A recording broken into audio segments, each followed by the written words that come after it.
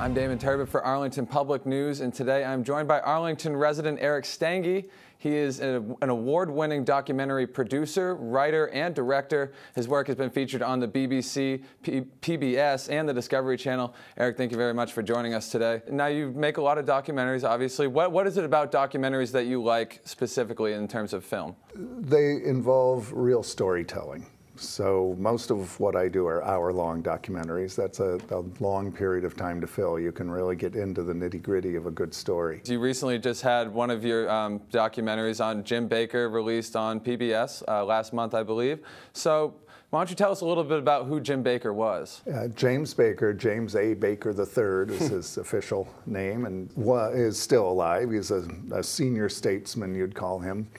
He spent about 12 years in Washington in very influential posts during the 80s and early 90s. What do you want the viewers to get from this? Well, we called it James Bakker, the Man Who Made Washington Work, because we're hoping to point out that there was a time not very long ago when the parties did work together and when officials from both sides could come together both in a public way and privately behind the scenes and come to agreements in order to be effective. For example, the 1986 Tax Reform Act. Bakker, as Secretary of the Treasury, really, it was his job to get that through Congress, to come to an agreement, and that was the last time we had effective tax reform in this country. There hasn't been anything like it since almost 30 years.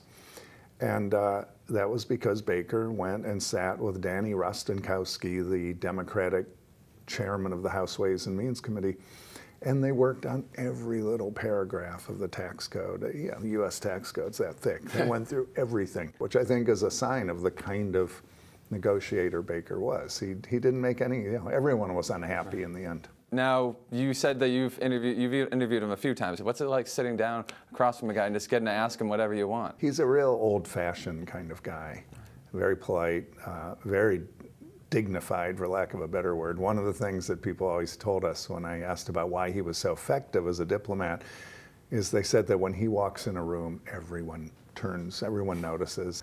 And people said that when he walked in, everyone knew he was representing the United States of America. Now, you worked with another Arlington resident, John Cusiak, who did the music for this documentary. What was it like teaming up with another Arlington resident? Do you go back a ways with him, or? Yeah, John and I go back to mid-1980s, I think, in terms of collaborating. He's done the music for a lot of my films. He's a wonderful composer, and I'm lucky to get him. He's gotten very busy, so I'm always glad when he can squeeze me into his busy schedule. But yeah, he's wonderfully inventive, and no matter what the subject of the film is, he finds a way to kind of give it a musical signature. This just aired last month, so the question is, what's next? Right now and have been for a while, working on a documentary about Edgar Allan Poe called Edgar Allan Poe Buried Alive, and that'll be on PBS probably in about a year and a half. Eric, thank you very much for joining us today. It was a pleasure, Damon. and best of luck with that. Thank you.